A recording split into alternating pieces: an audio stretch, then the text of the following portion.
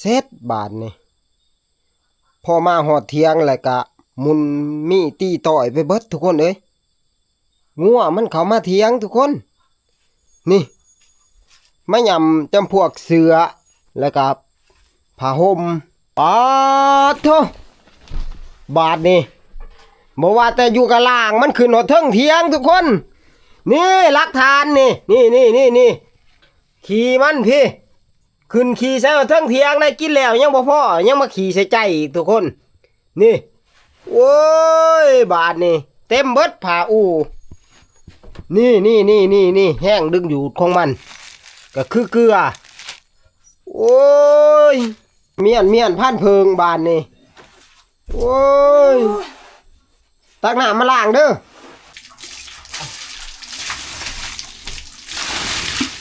โอ้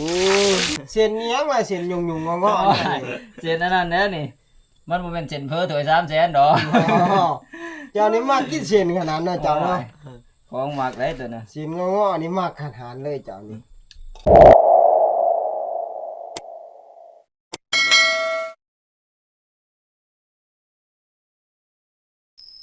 ทักทายสบายดี FC เบิร์ดสุขุสุคนเนาะมื้อนี้ก็มาพบมาพอกับ2,000จิตคนหากินเช่นเก่าเช่นเคยทุกคนมื้อนี้เฮาสิไปป่าเนาะปบความแห้งแล้งทุกคนเอ้ยเขาในหน้าสิตายเบิดเลยเนาะเนื่องจากว่าฝนฟ้าอากาศเฮานี่บ่ตกนี่เกือบจะเข้าเดือนเลยทุกคนเอ้ยโอ้ยังว่าเฮ็ดให้เฮ็ดหน้านี่ก็ลำบากหลายทุกคนเอ้ยเขาในหน้านี่สิตายเบิดเลยเนาะแห้งแดงไปเบิดนะมื้อนี้คาดว่าสิไปนำเอาผลทุกคนพุ่นแหละอยู่เทิงผู้เฮาผู้เพราะว่าในผ่านไปในเที่ยวก่อนนี่ก็ฝนตกเกือบจะว่าทุกมื้อทุกวันเด้บ่จักผ่าจักฝนบ่จักลมเนาะต้นไม้ลมเป็นลาวลัดทางมาบางเที่ยวก่อนนะแต่ว่าลงมาบ้านเฮานี่ขี้ดินแห้งเกินเลยเนาะ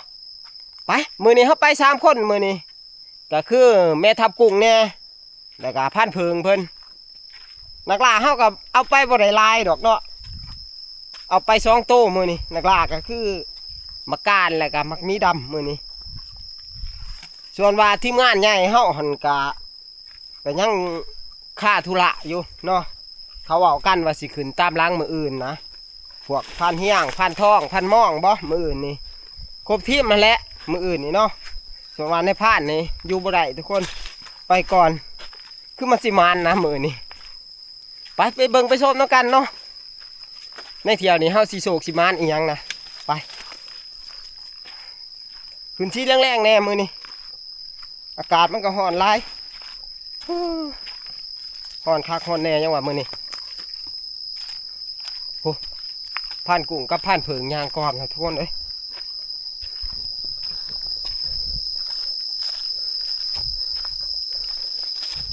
ตอนนี้เวลากับประมาณบ่าย3 โมงเนาะบ่าย3 โมงนี่ก็แดดยังกล้าอยู่ปกติแล้วมันสีอันเย็นแหละได้อากาศนี่แต่นี่ก็ยังร้อนอยู่จัก50 ปีนได้ซำใดแหละผู้เนาะคอยปีนไปนี่แหละเมื่อยก็พักนะมื้อนี้ขึ้นแบบใจเย็นๆมื้อนี้อากาศมันร้อน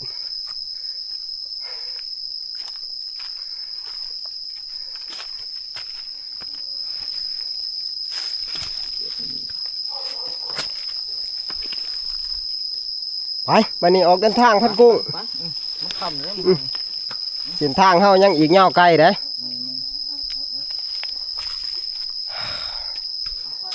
ไปเกี่ยมพันเพิงโอ้พากันมาแต่แสะนี่ตันไม้ตะเขาโอ้หมอหน่อยนี่ได้ถึงของกินแล้วนี่บ่จักสวิงบ่จักของบ่โทษของบางใหญ่มันไปย่างกัน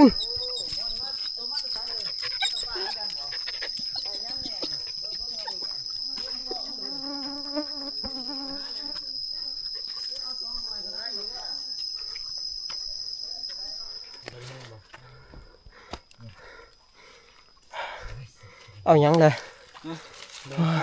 เช็คไฟเช็คโคมก่อนบ้านผมยันเปิดน้ำทางยันไฟเบิดก่อนมันจะบ่ได้ใต้ทั้งหมดบ่คำบ่มืดก็สิใต้ตาเลยนี่เขาสิว่าร้อนได้เนาะเป็นชายร้อนเนี่ยท่านคำเลยใต้ไฟไปเฮ้ยมันก็ดีคือกันได้ใต้ไฟแล้วก็ได้บอกกุ้งเลย ปัจจุบันเฮามีไฟคนมีไฟได้มีคนมีไฟเด้ มึงซื้อกว่าหาเป็นพิเศษไม่ทับกุ้งนี่รอบนี้เพิ่นสิมานบ่รอบนี้มึงส่ง จัดได้ไปรอบนี้ เพิ่นว่าเพิ่นสิเปิดโตได้รอบนี้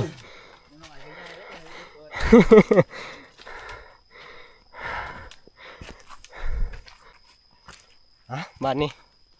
แสงแดดกะสีครึมๆแน่แต่ไข่แน่จังหน่อยเนาะไข่กว่าวังเฮาขึ้นมานี่ได้วังเฮาขึ้นมานี่ป๊าดโตกว้างถีบเลยบัดนี้มีแต่ลุยหนาอย่างเดียวบัดนี้เถียงนาหน่อยเฮาเป็นแบบแหละแต่กะคือสิฮอดค่ำมื้อนี้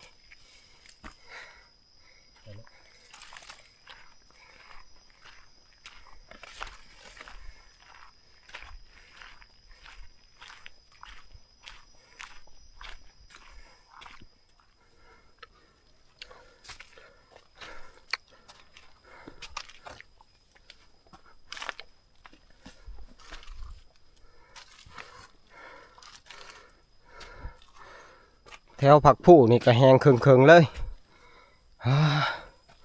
แห้งยิ่งกว่าให้หน้าอีกแถวผักผู้นี่เนาะถ้าว่าทุกปีถ้าว่าฝนตกดีนี่ก็เฮ็ดฮ้อนคอนตากนี่ออกลายได้ทุกคนตามจ่ายนี่เนาะเฮ็ดละงูกบ่หรือว่าเฮ็ดก้อนหน้าแดงเนาะนี่ตามป่าจิกป่าหั่งนี่สิออกลายประเภทเฮ็ดละงูก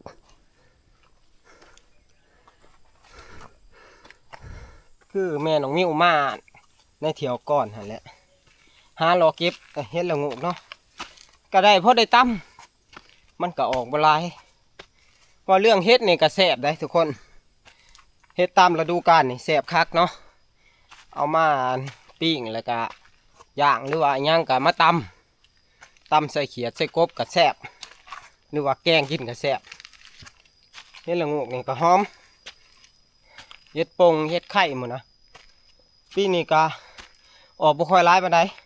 แถวผักผู้นี่ก็ฝนมันบ่ตก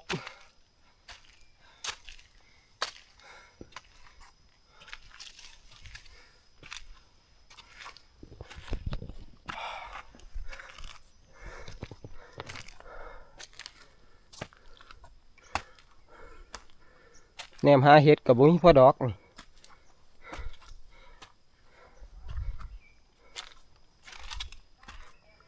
พัดกุ้งหอดใช้เลยลงมาเจียวในตีโหไปบ่ถามหมู่พาพวกเจ้านี่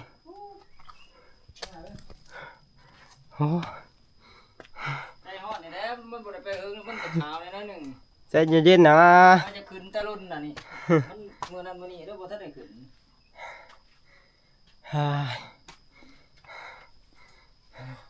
เอาพรก่อนเอาพรก่อนให้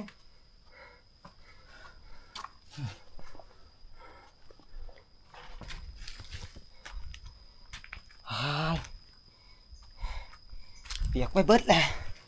เอาอีกรอบหนึงลูกอีกบันนี้คือสิหอดเลยแหละบันนี้พุ่นแล้วเมื่อยางพักกับไปพักพอกินน้ำอยู่กลางทางพุ่นแหละขนาดว่าเฮาขึ้นบ่อยได้ก็ยังเมื่อยเนาะเพราะว่าพักผู้นี่ก็สั้นพอสมควรเนาะประมาณ1 กิโลปลายเฉพาะพักผู้นี่เฮาบืนขึ้นมาเนาะมาเด้อพันเพิงเอ้ย หอดใช้เด้อหมอ จักหอดใช้ ซ้ำเด้อหมอน่ะก็ได้ เพิ่นว่าอันเปลี่ยนกันเจียเป้เจ้าหันเป้เจ้านักขนาดเพิ่นว่า ว่าเต็มท้องเติบอยู่แล้วเพิ่น มื้อนี้ได้หยังแหน่มามื้อนี้ ฮะ ได้หยังแหน่มามื้อนี้ โอ้ได้เครื่องแต่งอยู่ของกินฮอดแล้วก็เกือบครบสุดพุ่นแหละ บ่เครื่องปลูกของพังเฮาเด้ เครื่องปลูกของฝังนี่ได้แต่สิ่งไข่กับพ่อค้าก็เอามาอยู่แล้วก็มังอื้อนำว่าสิเอามังอื้อมาปลูกกับมังแตงไทยเฮาเนี่ยคือเก่ามังแตงไทยยังถือมาอยู่ ปลูกไว้หลายๆเนาะ ปลูกไว้ เวลาเฮาออกไปเลาะครัวเลาะหยังถ้าว่าเห็นไผใหม่ป้ายใหม่ไปหยังเฮาปลูกไว้พอได้กินยามนะ แม่นเนาะเผื่อมันเกิดมันยังให้พอได้เฮาได้เก็บกินยามเฮามาขัวมาหยังมีเส้นนี่ เส้นขาวตีบ่แม่นว่าเส้นน้ำแดงคือเพิ่นว่า ถือเส้นอีกแล้วถือเส้นอีกแล้วบ่นี่ เส้นเด้อเว้ย ไปบัดนี้ คนเฮา ไปกัน ไปแม่ มาเฮาเกี่ยวที่บ้านเบิ่งคือมาฝ่ายเนี่ยน่ะเอ้ยมันขาดใส่กระเป๋าหัว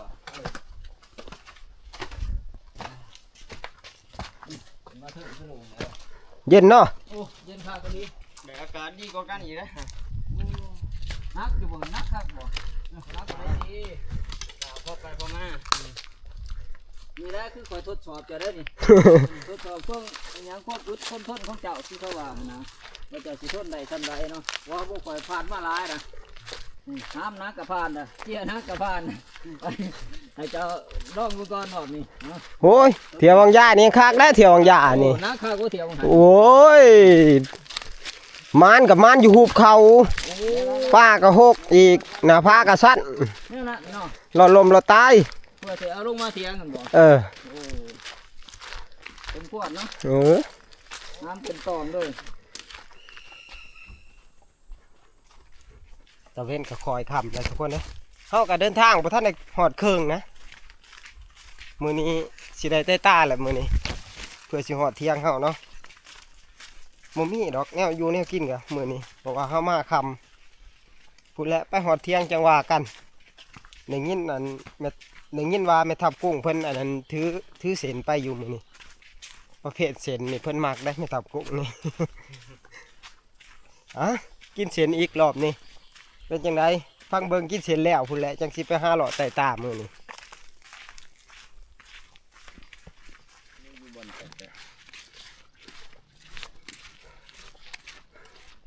แม่กินน้ำกินไนก่อนให้ผ่าน แดดแห้งแท้มากินแล้วเว้ยแห้งหิวหนักนี่ มันออกด้านแล้วมันแดด หอนต้องหิวหนักอากาศมันอบอ้าวอะไร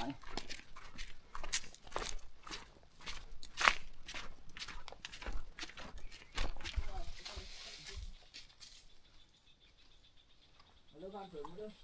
เอาเดี๋ยวไปกินไข่มุกเอาดอก มีบ่ละน้ำ มันหวานอยู่นะพ่อน บ่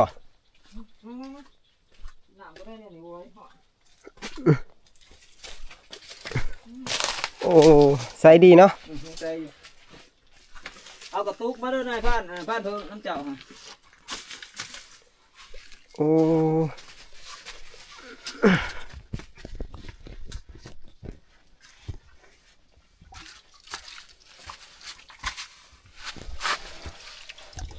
เย็นคักว่ะน้ำมือกินน้ำเย็นได้หมด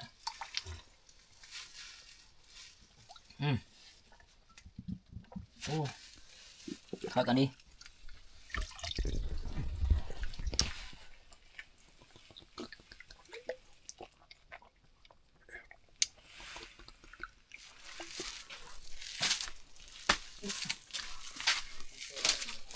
เดี๋ยวเลิกบ้านเถิงไปเด้อไปเด้อ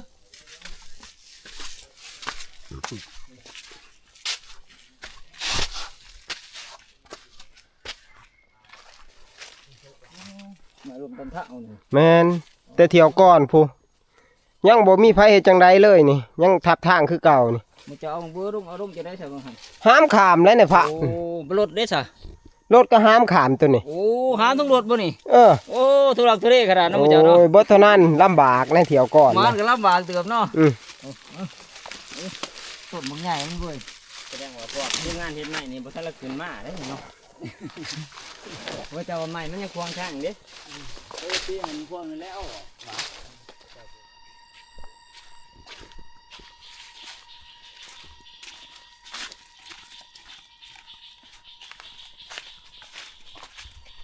ตอนนี้ก็ค่ำเลยทุกคนเอ้ยตะเว้นก็รับไปใหม่แล้วแต่ว่าทีมงานเฮานี่ก็ยังย่างกำลังหอดเครื่องทางทุกคนมื้อนี้ก็คือสิได้แต่หูแต่ตาแหละเมื่อทับเนาะมื้อคือเก่ามื้อนี้คิดว่าสิเจ้าให้มันบ่ได้ไต่ไผ่ได้แต่ก็บ่ฮอดเนาะของเฮามาค่ำเด้ได้ไต่ไผ่คือเก่ามื้อนี้เด้อเจ้าเด้อพันกุ้งเอ้ยบ่ย่านบ่บักสองหาง ช่วงนี้มันก็ระวังยากเด้เพราะว่ามันเป็นหน้าฝนแหละบักช่องหางมันสิออกหากินไก่เนี่ยช่วงนี้ถ้าว่าค่ำมาแล้วก็ก็ระวังตัวลำบากแน่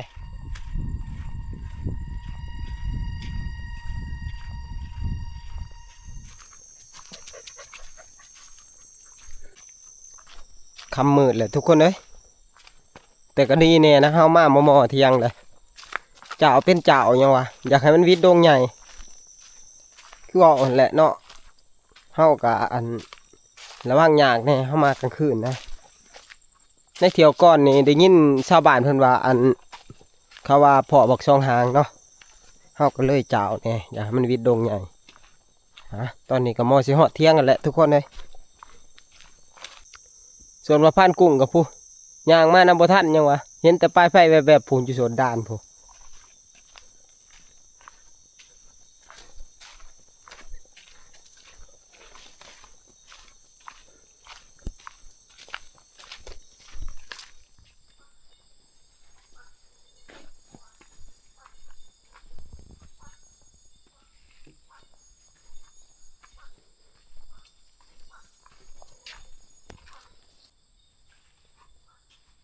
เซตบาทนี่พอมาหอดเที่ยงแล้วก็มุนมีตีต่อยไปเบิดทุกคนเอ้ยงัวมันเข้ามาเที่ยงทุกคนนี่มายำจำพวกเสือแล้วก็ผ้าห่มสงสัยสิเป็นเสือของพันหมองนี่งัวมันยำปาโทสักกะสะที่พี่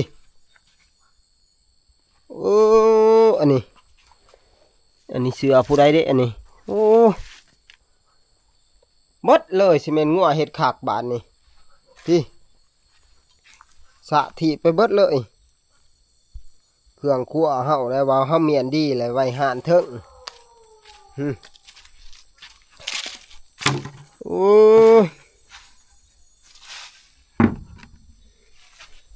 โพดเรือลีงัวนี่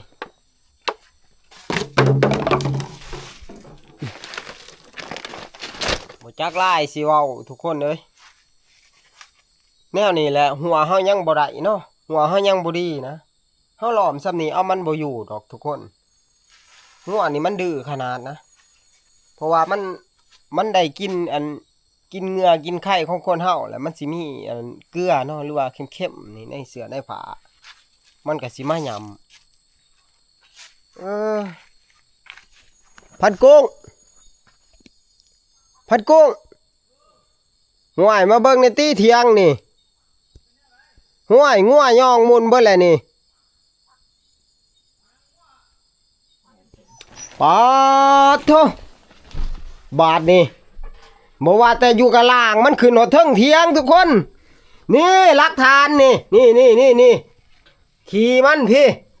ขึ้นขี่ใส่หอดเทิงเทียงได้กินแล้วยังบ่พอยังมาขี่ใส่ใจอีกทุกคนนี่โอ้ยบาดนี่เต็มเบิดผ่าอูนี่แห้งดึงอยู่ของมันก็คือเกลือโอ้ยอย่าขาทิมเด้บาดนี่เฮ้ยขี่เต็มไปเบิดเลย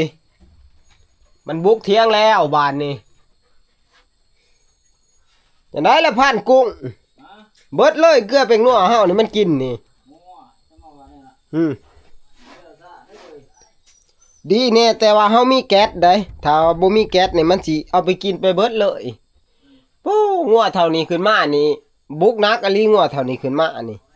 ปาตุ๊เบิดเลยเบิ่งขี้ใส่พุ่นมันเฮ็ดข้าวอีต้องกินเดี๋ยวกินใส่สิได้ตบแล้วแนวนี้โอ้กูจมมาโลดฝากกูสิพันขนองมึงมื้อนี้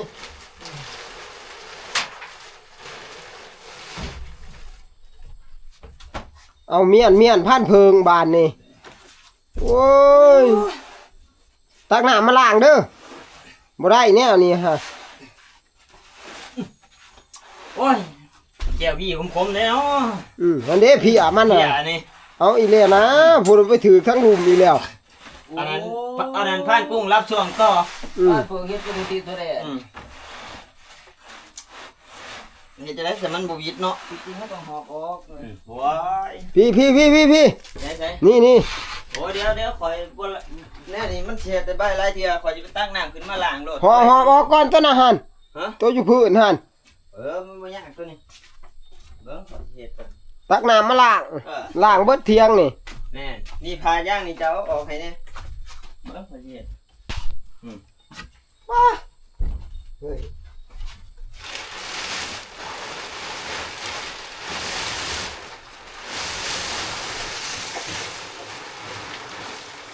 กระมิ้นเสือเอือนไปเบิดถีบเลยบานเลย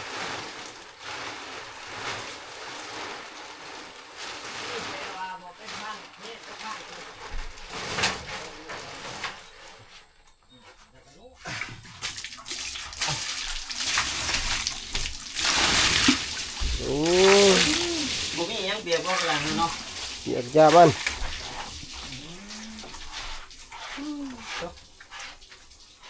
เหนื่อยพอแย่งเนาะยังมันเมื่อยล้างขี้ห้อยอีกมึงเด้อสิน้ำห้อยมึงไปหอดจักโกงนี่มึง น้ำทับโหลดพันเพิง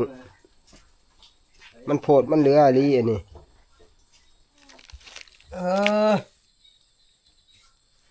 เขากะหิวพวกเขาบานนี่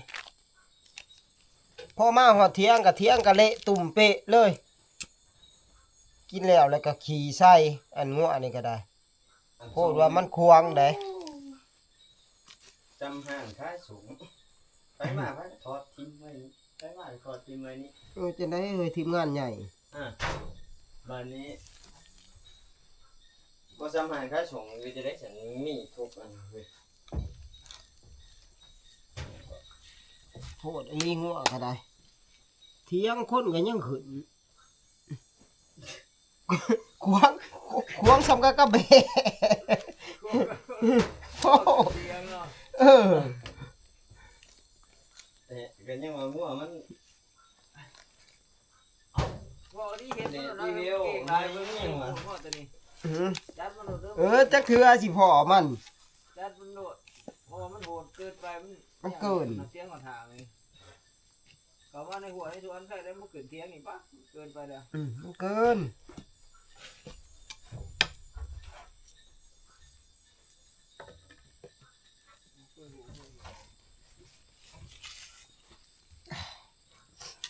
เป็นอย่างนี้เรียนตัวไทย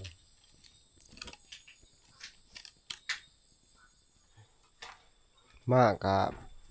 มันทับกุ้งแล้วก็เป็นกุ๊บๆอยู่ แต่งอยู่ครัวกินเนาะ เริ่มมาเรื่อยๆเรื่อย เราเฮ็ดอัน ๆการเลย เราเฮ็ดนมจีน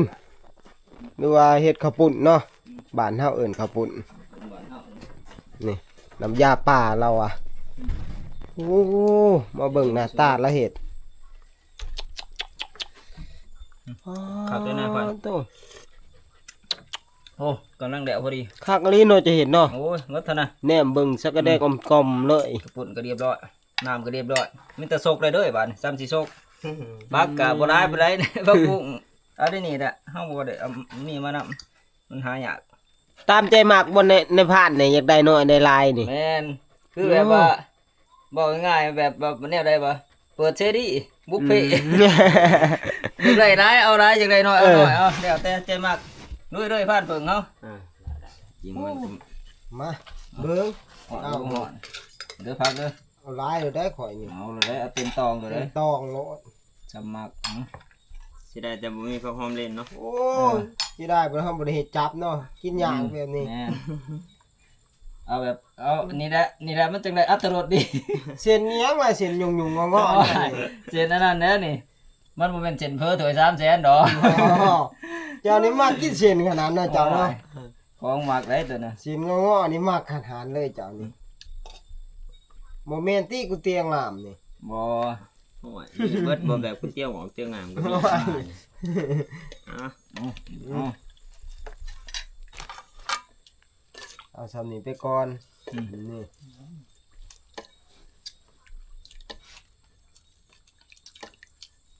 กินอิ่มแล้วก็จังว่ากันเนาะบ้านเรื่องหาอยู่หากินเฮา เอา เจ้าจังได๋ เอา ก็ ท้อง ว่า มัน ไป ไปก่อนมันย่างมามันโคท้อง จนอุ้มท้องมาเลยเนาะพันกุ้งมาจำบ่นำยังยินข่าวแม่งอันนี้ขึ้นเทิงโอ้ยอยากหลาย อารมณ์เสียบ่เฮ้ย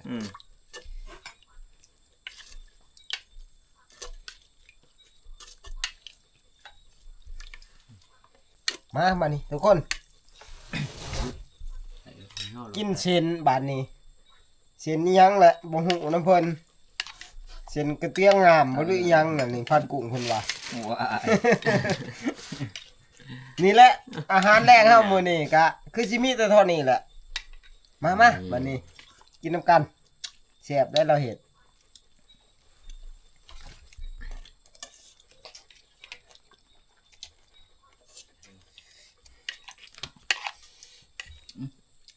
เกินจีว่าเขาวางขอต่อ โอ้ เพิ่มอีกคนหนึ่ง เพิ่มเลยเนาะเพิ่มได้ เพิ่มได้น้ำมันจะลึกหน่อยหนึ่งหรือเพิ่มมา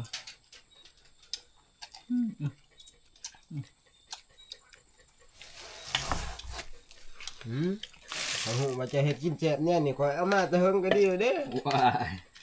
ห่วยจะบูฮู้บ่สาหยะเซฟกุ้งยังวะ FC เราก็จนตั้งให้ว่าเซฟกุ้งหมูแห้ง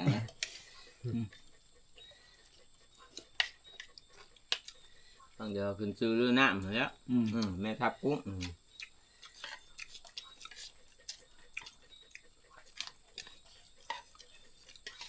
เบิ่งเพิ่ม เพิ่มหน่อยนะ อยู่เลยได้นี่ถ้าปลูกเอ้ยซองตัวนี้นะ อืม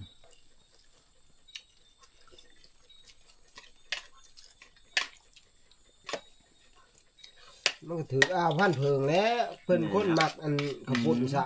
คนมากินเจนทำเนาะ คนมักเส้นคือกันกับปั้นกุ้งเดี๋ยวเส้นก็ได้เส้นเด้ หมด อืม นั่นแหละบ่ก็ว่าเด้อเนาะเจนเวอร์กับเจนกระปุกมันต่างกันเลย มาทำบ่แค่นสิมักเส้นนี่แหละเส้นกระปุ่นเนี่ยนี่แหละถ้าปั้นกุ้งก็จะมักเส้นก๋วยเตี๋ยวว่ะ